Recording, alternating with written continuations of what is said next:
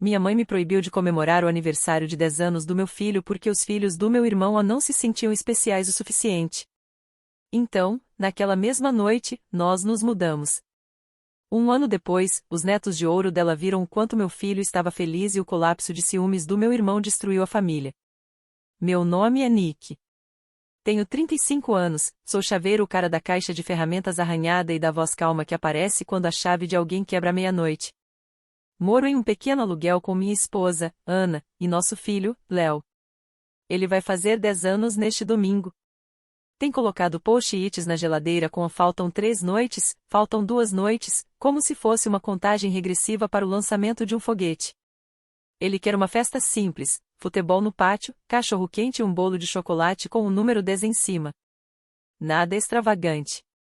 Na minha família, eu sou o cara de fundo. O liga pro Nick quando a dobradiça rende, a fechadura emperra ou a porta incha no verão. Mas se for para uma sessão de fotos, uma promoção ou uma foto perfeita com roupas combinando num campo ao pôr do sol, ligam pro meu irmão mais velho, Andrew. Ele é o queridinho. Ele não conserta portas. As portas se abrem para ele. Eu não odeio o Andrew.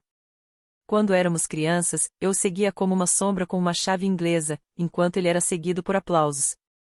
Mamãe mantinha a pontuação em um caderninho invisível que só ela enxergava. De alguma forma, ele sempre tinha créditos e eu sempre tinha formação de caráter. Ele aprendeu a ser adorado. Eu aprendi a ser útil. No sábado à tarde, passei na casa dos meus pais para pegar uma mesa dobrável para a festa. Mamãe adora emprestar as coisas junto com um sermão.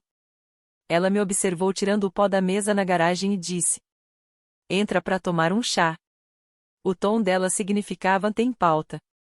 Papai estava na poltrona, TV no mudo, fingindo neutralidade tipo a Suíça na sala de estar. Mamãe serviu o chá, não ofereceu açúcar e foi direto ao roteiro. Estávamos conversando, disse ela. Sobre o quê? Perguntei. Sobre o domingo. O que tem o domingo? Ela respirou fundo. Sobre o Léo. Esperei. Você não pode fazer a festa, disse ela, como se fosse previsão do tempo. Os filhos do seu irmão não se sentem especiais o suficiente. Pesquei, sem entender. O quê? Eles viram os balões que você comprou, disse ela. E estão sensíveis agora. Sentem-se deixados de lado. Uma grande comemoração pro Léo seria divisiva. São só 5 crianças, cachorro-quente e um bolo, respondi. Não estamos contratando uma banda marcial. Ela sorriu de leve, mas fria. Adie ou faça uma festa conjunta na casa do Andrew. O quintal dele é maior. É mais justo. O Léo só faz 10 anos uma vez, falei. E já planejamos tudo há semanas. A voz dela esfriou ainda mais. Se você escolher o egoísmo, não o traga aqui depois. Não vamos recompensar isso. A chaleira desligou com um clique. Papai pigarreou. Ninguém olhou para mim. Por dentro, algo pequeno e preciso se encaixou, como pino se alinhando dentro de uma fechadura. Não era raiva. Era reconhecimento. Eu vi aquele velho caderninho de novo, mesmo onde a alegria do meu filho contava como o roubo da felicidade de outra pessoa. Tá bom, eu disse. Entendi, mãe. Deixei a mesa dobrável onde estava. Saí de mãos vazias, mas com um pensamento que não me largava. Ele só faz 10 anos uma vez, e nós terminamos de pedir permissão para comemorar o nosso próprio filho. Frases como "os filhos do seu irmão não se sentem especiais o suficiente" não aparecem do nada. Elas são construídas aos poucos, tijolo por tijolo, favor por favor, silêncio por silêncio. Cresci aprendendo que o amor na nossa casa vinha com letras miúdas. Quando Andrew precisava de um taco novo, o orçamento se esticava. Quando eu precisava pagar uma taxa da escola, virava uma conversa séria sobre prioridades. Quando ele ganhava troféus, a sala virava um santuário. Quando eu consertava a cerca quebrada, ganhava um aceno e um bom rapaz. Eu dizia a mim mesmo que não me importava, porque gostava de ferramentas, e ser útil era, por si só, uma forma de linguagem. Mas ser útil é diferente de ser visto. Aos 16, eu já trocava fechaduras em casas alugadas para um senhorio que pagava com dinheiro e reclamações. Aprendi o som de um cilindro quase encaixando, o jeito que o metal fala se você escuta. Eu gosto dessa certeza, alinhar os pinos, girar o miolo, porta aberta. As pessoas choram, dizem obrigado. Sem caderninhos, sem drama. Conheci a Ana no chamado de emergência, uma porta trancada. Ela me trouxe um copo d'água e perguntou se eu queria limão. Limão. Esse detalhe ainda vive na minha cabeça. Nos casamos no cartório, com um bolo de supermercado e um pequeno buquê que a Ana amarrou com linha azul do kit de costura dela. O bolo não ficou bonito nas fotos, mas tinha o gosto perfeito. Andrew se casou com Jenna num vinhedo. Tinha drones e hashtag. Quando Léo nasceu, eu o segurei e pensei, é isso. Esse é o meu trabalho agora. Tornar o mundo um pouco mais gentil nas bordas. A gente não tem muito, mas tem regras claras: não mentir, não fazer contas, não transformar ajuda em arma. Do meu lado da família, tudo vem em pequenas pedidas. Nick, pode instalar uma fechadura digital na casa do Andrew? Ele pagaria um profissional, mas somos família. Nick, dá pra ver a porta da garagem sábado? Tá fazendo barulho. Seu pai não consegue cochilar. Nick, pode buscar as crianças? O dia de espada Jenna se estendeu. No começo, eu dizia sim pra tudo. É assim que se mantém a paz pagando o imposto. Só que o imposto virou dízimo. Se eu cobrasse, seria frio. Se não cobrasse, seria um bom filho. O caderno sempre existiu. Só mudavam os rótulos para me manter no meu lugar. Aqui em casa, a gente mantém um caderninho de orçamento. Números a lápis, mercado, gasolina, aluguel. No ano passado, acrescentei uma paginazinha, trabalhos para família, horas, peças. Disse a mim mesmo que era só para lembrar. De janeiro a junho, $37 de mão de obra. Peças, $213. Reembolso, $0. Em março, mamãe mandou mensagem: a gente acerta depois da Páscoa. Veio a Páscoa, depois o Dia das Mães, depois as coisas apertaram em junho. Mas o Andrew postou uma foto da nova máquina de expresso com a legenda: invista nas manhãs. Legal. Não é só sobre dinheiro. É sobre postura. Sobre a suposição de que o nosso tempo é elástico. Que a rotina do Léo pode se curvar diante das coisas reais. Ano passado, tentamos fazer uma festa conjunta pro aniversário dele. Faz sentido, disse minha mãe. As crianças precisam aprender a compartilhar. Esse compartilhar acabou virando o nosso filho desaparecendo no fundo da festa, enquanto os filhos do Andrew ficavam no centro, com o maior pedaço do bolo e o topo escrito: a família em primeiro lugar. As fotos ficaram adoráveis. Léo me perguntou depois se a festa conjunta significava que não era realmente dele. Ana chorou no banheiro com o ventilador ligado. Ela odeia chorar onde alguém pode ouvir. Eu fiquei do lado de fora, olhando para o suporte de toalhas que instalei na casa dos meus pais e pelo qual nunca me pagaram. Pensei em mandar uma fatura com uma linha chamada respeito. Mas não mandei. Parecia mesquinho.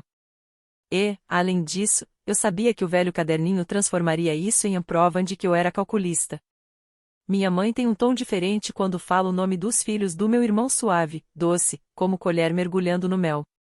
Mas quando fala o nome do Léo, é rápido, prático, como se estivesse preenchendo um formulário.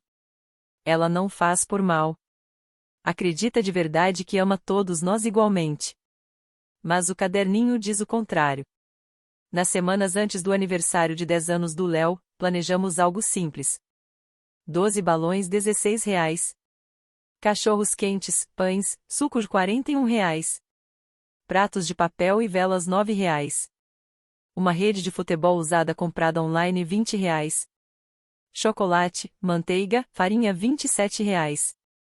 Total, R$113.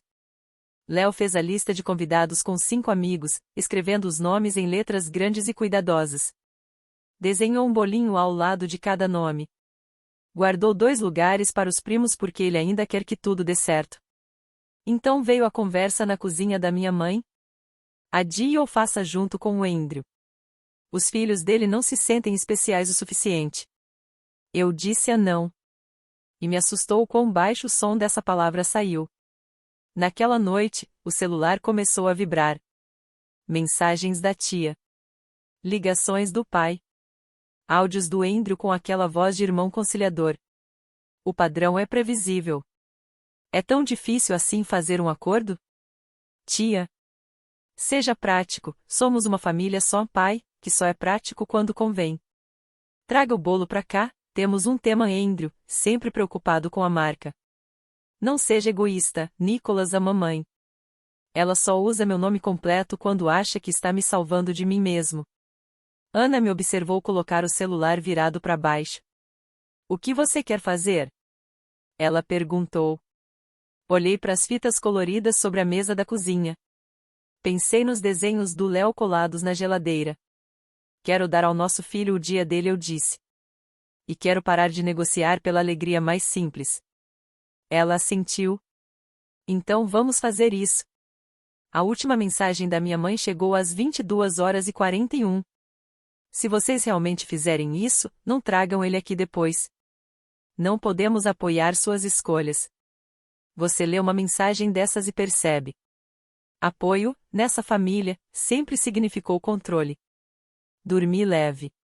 No meu sonho, eu girava um cilindro teimoso de fechadura. Ele finalmente clicou. Domingo de manhã, Léo entrou correndo na cozinha, com as meias trocadas. É hoje? Já sou 2 dígitos? Perguntou. É hoje, respondi. 2 dígitos. Decoramos o bolo juntos. Eu não sei fazer aquelas voltas lisas de confeitaria, as minhas ficaram parecendo pequenas ondas. Léo disse que pareciam montanhas. Ana fez o 1 e o 0 um pouco tortos. E ficou perfeito assim. Às 9h12, minha mãe ligou. Deixei tocar. Às 9h14, o Andrew. Às 9h19, meu pai. O registro de chamadas parecia um alarme de incêndio. Abrimos o portão do pátio. Eu colei um cartaz de papel com uma seta escrito Léo faz 10, como se fosse um mapa do tesouro. As crianças começaram a chegar, mochilas, risadas, cumprimentos tímidos que logo viraram bagunça. Que, aos 10 anos, é só outra palavra para felicidade. Jogamos pênaltis na rede usada. Léo marcou um gol, escorregou de joelhos e gritou a yes, como se tivesse anunciado algo muito maior que futebol. Às 10h03, o portão sacudiu. Minha mãe entrou, Andrew e Jenna logo atrás dela, como uma pequena parada que esqueceu de conferir o horário. Vieram sem convite, e vestidos como se fossem os anfitriões. Meu estômago afundou. Ana se endireitou um pouco. Léo veio pro meu lado e segurou minha mão, a palma grudenta de glacê que ele tinha provado. Mamãe olhou ao redor, os balões, os pratos de papel, a rede de R$ 20 como se tudo fosse contrabando. Fez aquela cara que faz quando um garçom põe coentro no prato dela. Nicholas, disse ela, em voz alta. Nós te falamos as condições. Essa é a festa do Léo, respondi, calmo. Ouvi meu próprio tom e me senti firme. Andrew sorriu como político em campanha. Cara, não viemos brigar. Viemos salvar isso. Leva o bolo para nossa casa. Os primos estão esperando. Temos entretenimento, uma churrasqueira melhor, um arco. Vai ficar bonito. Jenna tentou intervir. Vamos ser adultos, tá? Disse para mim, depois suavemente para minha mãe, não é uma competição. Mamãe a ignorou. Você está fazendo as outras crianças se sentirem inferiores, anunciou. Isso não é quem nós somos. Olhei para os amigos do Léo de olhos arregalados, segurando copinhos de papel. Olhei para o meu filho. E olhei para a mulher que me deu à luz e, de algum modo, esqueceu que comemorar não é roubar. Vocês podem ficar e serem gentis, eu disse, ou podem ir embora. Os olhos dela se arregalaram, como se eu tivesse lhe dado um tapa. Como é que é? Perguntou. Você me ouviu, respondi. Sem discursos, sem condições, sem resgates. Ou vocês são convidados, ou saem. Andrew riu. Grandes palavras para um orçamento pequeno. Por um instante, senti vontade de listar cada hora gratuita que eu despejei na casa dele, as câmeras de segurança, as fechaduras trocadas quando ele perdeu as chaves, os sábados de manhã que eu dei para que o fim de semana dele respirasse. Em vez disso, fiz a coisa mais simples, a única que parecia verdadeira. Chega, eu disse. Andrew piscou. O quê? Pare de transformar o aniversário do meu filho em algo sobre os seus filhos, falei. Pare de transformar nossa vida no seu projeto. Pare de entrar em lugares onde não foi convidado e agir como se fosse o dono da casa. Mamãe mudou imediatamente para o modo culpa. Depois de tudo que fizemos por você? Você transforma fizemos por você em uma cobrança, eu disse. E eu parei de pagar essa conta. Andrew deu um passo à frente, baixando a voz para tentar parecer ameaçador. Pense bem no seu próximo passo. Já pensei, respondi. É o bolo. Virei-me para as crianças. Quem quer cantar? O pátio se encheu do coro desafinado e alto de crianças de 9 e 10 anos. O rosto do Léo brilhou de felicidade. Ele fechou os olhos para fazer o pedido, depois os abriu e soprou as 10 velhinhas de uma vez. Ele gritou um uhul. E todos gritaram junto. Parecia oxigênio. Mamãe ficou imóvel por um instante, depois estalou. Se vocês saírem assim, não voltem mais. Não vamos aceitar ser tratados desse jeito. E nós também não vamos ser tratados daquele jeito, eu disse, calmo. Sem raiva. Só um fato. Andrew tentou mais uma cartada de poder. Me manda mensagem quando voltar à razão. Não prometi nada. Eles foram embora. A gente cortou o bolo. Os meninos brigaram pelo pedaço do canto. Alguém derramou suco. Outro gritou, gol de novo. A vida seguiu. Quando o último convidado foi embora com uma sacolinha grudenta, nosso pátio parecia ter passado por uma tempestade de confete. Ana encostou em mim e sussurrou. Tenho orgulho de você. Soltei o ar pela primeira vez naquele dia. Eu falei sério, disse. Isso não é vingança. É encerramento. A gente limpou tudo, depois olhou ao redor da casa como quem observa um mapa. E finalmente entendeu. Arruma uma mala, falei. A gente precisa de uma noite longe desse barulho. Enfiamos roupas numa mochila, coloquei documentos numa pasta, e Léo escolheu 2 bonequinhos de Lego para eles não ficarem sozinhos. Deixamos a torneira pingando, aquela que a gente vivia ignorando, e o pote de moedas em cima do balcão. Trancamos a porta por fora. A fechadura clicou, e soou como uma frase terminando no lugar certo. Nos hospedamos num motel simples na saída da Rota 8. O ar-condicionado zumbia como um amigo constante. Léo dormiu entre nós, cheirando açúcar. Ana me olhou na luz fraca e perguntou. A gente tá mesmo fazendo isso? Estamos, eu disse. Não fomos longe. Fomos só o bastante para ouvir nossas próprias vozes. 2 noites de motel viraram um aluguel temporário em cima de uma barbearia. O dono me entregou as chaves e disse. A trava da porta enrosca. Você parece saber lidar com isso. Consertei em 5 minutos e senti que talvez a gente fosse ficar bem. Levamos só o que dava para carregar, 2 mochilas, uma mesa dobrável, o puff do Léo e o pote de moedas. Compramos um colchão de segunda mão e um sofá de R$ 40 que pendia pro lado esquerdo. O lugar cheirava a loção de barbear no andar de baixo e ar fresco no de cima. Todas as manhãs, a gente acordava com o som do rádio da barbearia e o barulho das máquinas de cortar cabelo. Eu gostava disso. Soava como gente trabalhando.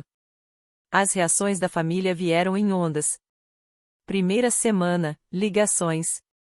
27 chamadas perdidas da minha mãe, 14 do meu pai, 9 de números desconhecidos, tias, provavelmente. Os áudios pareciam comunicados de imprensa. Estamos arrasados. Mamãe? Seja razoável. Papai? Agora as terapias das crianças são caras por sua causa, Andrew. Clássico. Vamos conversar como adultos. Mamãe, de novo. Quando a raiva esfriou e virou manipulação, salvei todos os áudios em uma pasta chamada Um Tempo.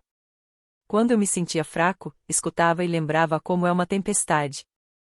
Segunda semana, o aperto financeiro. Mamãe mandou mensagem. A gente já te ajudou muito ao longo dos anos. Se você vai seguir esse caminho, precisamos acertar as contas.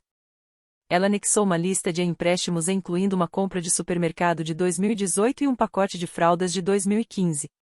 Tirei print e adicionei a pasta há um tempo. Não respondi. Não dá para fazer auditoria no amor depois do fato só para tornar a desobediência cara. Terceira semana, a difamação. Jenna postou uma frase sobre ingratidão em um fundo bege e 3 pessoas curtiram com emojis de coração. Uma tia mandou, família perdoa. Outra, mas você exagerou. Prints, pasta há um tempo. Parei de abrir o Facebook. Nossa vida encolheu e ficou melhor. De manhã, eu levava o Léo para a escola pela Maple Street, passando pelo seu Ortiz varrendo a calçada da mercearia. Ele começou a guardar pirulitos de limão pro Léo. Seu menino é educado, dizia. À noite, jogávamos futebol no parque com uma bola já perdendo os hexágonos. Dever de casa na mesinha dobrável. Macarrão demais, risadas o bastante. Comecei a pegar mais trabalhos de chaveiro e aumentei minhas tarifas em $10 porque meu trabalho vale isso. Escrevi no recibo sem pedir desculpas. Alguns clientes estranharam, a maioria pagou. Também criei uma nova resposta para os pedidos rápidos da família. Posso ajudar com prazer, na minha tarifa padrão, $95 por hora, mais peças. Finais de semana, 115. Mamãe respondeu, LOL. Andrew mandou o print de um anúncio no Yelp. Respondi. Perfeito. Contrata eles. Ele não contratou. Em março, meu pai ligou às 6h13 da manhã. A garagem não fecha. Sua mãe tá chateada. Posso ir sexta às 2h. Tarifa, 95 mais peças. Silêncio. Você tá mesmo fazendo isso? Tô. Ele desligou. Chamaram o estranho que cobrou 140 e deixou a fiação uma bagunça. Mamãe mandou foto da bagunça com a legenda. É isso que acontece quando a família não ajuda a família. Escrevi e apaguei 5 respostas. Fiquei com nenhuma. Léo virou outro menino. Dormia melhor. Parou de perguntar. A gente vai na casa da vovó? Como se, dizendo do jeito certo, a resposta pudesse mudar. Ele começou a perguntar. Podemos convidar o Omar da escola?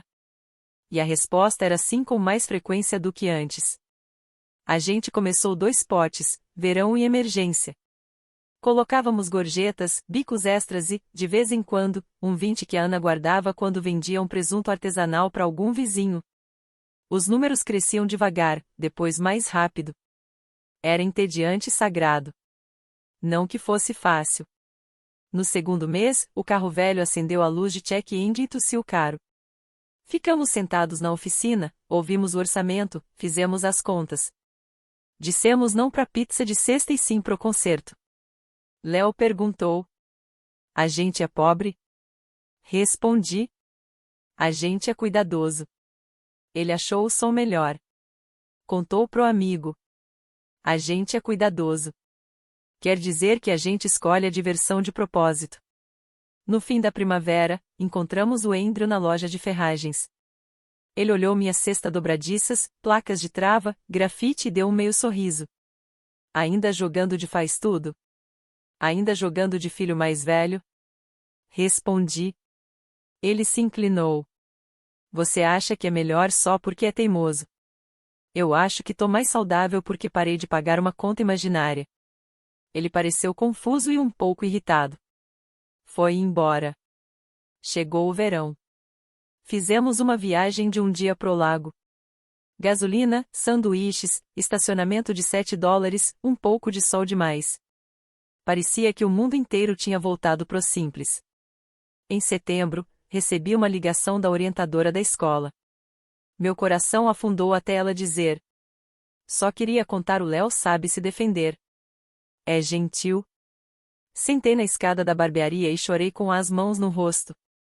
Não alto, só de alívio. Quase não falávamos mais com meus pais. Eles mandaram 3 convites de fim de ano, todos cheios de subtexto. Respondemos com uma frase cada vez. Vamos ficar em casa. Boas festas. Eles mandaram fotos das mesas decoradas, dos pijamas combinando.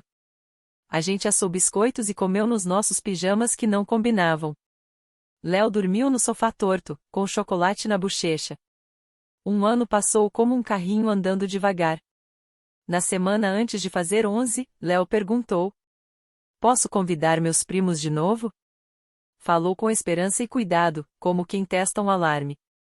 Você pode, eu disse. Mas talvez eles não venham. Mesmo assim, ele escreveu os nomes deles na lista logo depois de Omar, Liam e Eva. Desenhou mini bolas de futebol ao lado de cada plano da festa. Mesmo pátio, mesma rede agora remendada com linha de pesca, mesmo bolo. Minhas ondas de glacê estavam melhores. E alugamos uma máquina de bolhas de um cara para quem eu tinha ajudado a abrir a loja uma vez, de madrugada. Ele me deu desconto e disse: você me salvou aquele dia. Comunidade é estranha. Pesa mais para quem levanta. Às 2h05 no dia da festa, Jenna chegou com os primos. Sem o Andrew. As crianças estavam meio tensas, mas viram as bolhas e esqueceram de ser estratégicas. Eles pularam na espuma como filhotes. 5 minutos depois, minha mãe apareceu, segurando uma sacola de presente grande demais pro que tinha dentro. Ela examinou a cena como uma juíza, depois tentou reunir os primos para uma foto dos netos, mas eles escaparam, rindo, para correr atrás das bolhas.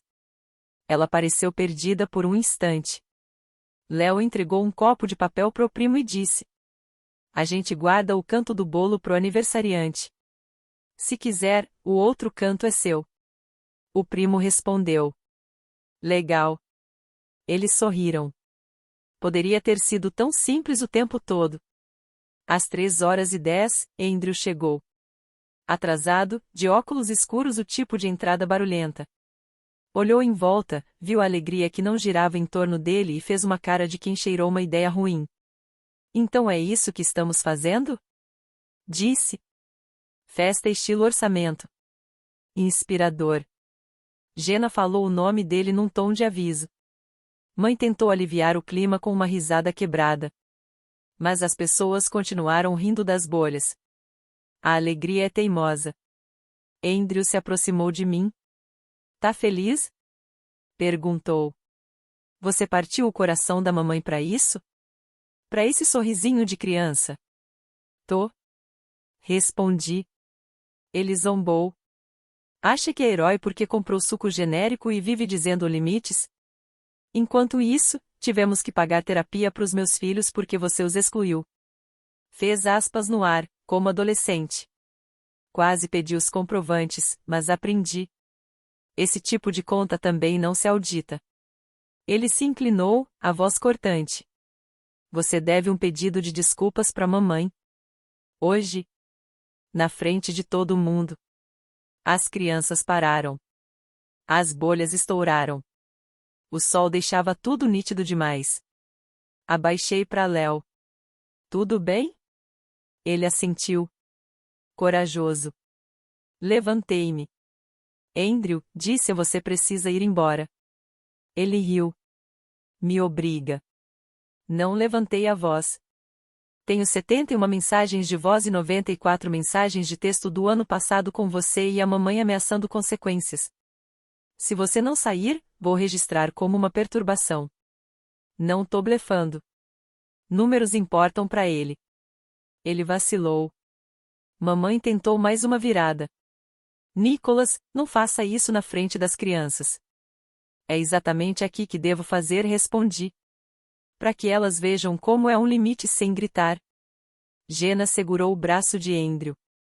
A gente tá indo embora, disse. O tom dela significava cansei de ser plateia. Ele se soltou, virou-se no portão e gritou. Você vai se arrepender disso. Soou pequeno diante do riso das crianças e das bolhas flutuando. Voltamos pro bolo. Léo ganhou o canto dele. O primo, o outro. A alegria reiniciou. Naquela noite, meu celular acendeu com mensagens que variavam do ensaiado. Famílias têm desentendimentos, até ofensivo. Coloquei o telefone virado para baixo. Lavei a faca do bolo. Deitei meu filho na cama. Melhor festa. Ele disse. E ele adormeceu como quem confia que o chão não vai se mover. Se você passou a vida sendo o cara do fundo, leva um tempo para se acostumar a ocupar espaço. Você quer se desculpar o tempo todo por existir no quadro. Eu não faço mais isso. Nossa vida não é cinematográfica. É matemática de fila do caixa, escada emprestada e sopa nas terças-feiras. É Ana fazendo bainha em calças na mesa da cozinha. Sou eu chegando em casa cheirando a metal e grafite, e Léo gritando destranca, quando abro a porta e eu respondendo a tranca de novo, porque somos bobos assim. São os potes em cima da geladeira, com etiquetas, chuteiras, acampamento, fundo do carro cheios de notas de 1 e 5 que, juntas, viram algo verdadeiro. Minha mãe ainda manda mensagens às vezes. Feriados neutros. Uma foto de crisântemos. Um link para um artigo sobre perdão. Respondo quando quero, com frases completas. Quando não quero, não respondo. Ela nunca disse me desculpe. Eu parei de escrever essa frase por ela, dentro da minha cabeça. Andrew mandou um parágrafo na primavera. Devíamos voltar a ser irmãos. Família perdoa. Preciso de ajuda para instalar um sistema de câmeras. Pode vir sábado? Respondi. Tô ocupado. Ele retrucou. Sempre egoísta. Não deixei isso me atingir. Palavras só pesam se você dá espaço para elas caírem. As pessoas perguntam se eu ainda tô com raiva. Eu estava. Agora tô claro. E há uma diferença. Aqui está o que eu sei e o que ensino ao meu filho. Alegria não é uma torta da qual você rouba um pedaço quando oferece outro ao seu filho. Ajuda não é ajuda se vira recibo toda vez que você diz a não. Limites não são vingança, são portas que trancam por dentro para manter a casa em paz. Dizer a não sem justificar é uma habilidade. A gente não faz isso é uma frase completa. Nunca foi sobre vencer. Não existe placar no amor saudável. Era sobre encerramento. Que é só outra forma de dizer trancar a porta que nunca te protegeu e atravessar aquela que protege. Ainda sou chaveiro. Ainda apareço quando alguém está preso. Ainda escuto aquele clique pequeno que diz é hora. Antes eu achava que meu trabalho acabava na porta. Agora sei que ele também vive na nossa mesa de cozinha. No pátio com um bolo torto. No portão onde eu disse: você precisa ir embora. E dessa vez, eu quis dizer: eu não vou deixar ninguém racionar o aniversário do meu filho para que outros se sintam especiais. Não vou fazer trabalho gratuito para comprar lugar numa mesa onde nunca somos servidos. Não vou pagar juros emocionais por dívidas que nunca assinei. Vou manter minha casa simples e minhas regras mais simples ainda. Seja gentil. Seja honesto. Seja seguro. Não é sobre vingança. Eu disse ao meu irmão. É sobre encerramento. E ainda é. Alinhamos os pinos. Giramos. A porta se abriu. E nós atravessamos. E ficamos.